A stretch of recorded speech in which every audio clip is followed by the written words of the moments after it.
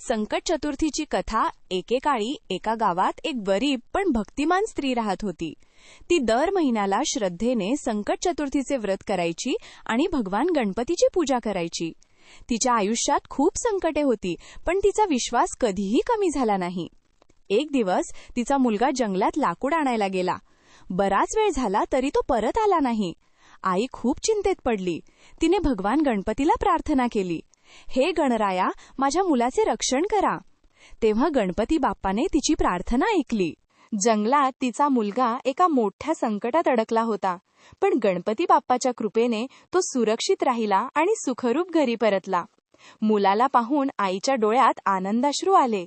तिने गणपती बाप्पाचे आभार मानले आणि अधिक श्रद्धेने संकट चतुर्थीचे व्रत करू लागली. तेव्हापासून असे मानले जाते की संकट चतुर्थीला भगवान गणपतीची पूजा केल्याने सर्व संकटे दूर होतात आणि घरात सुख समृद्धी येते.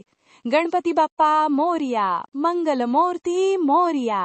व्हिडिओ आवडला असेल तर लाईक करा, कमेंट करा आणि चॅनलला सबस्क्राईब करा. पूनम बस. संकट चतुर्थी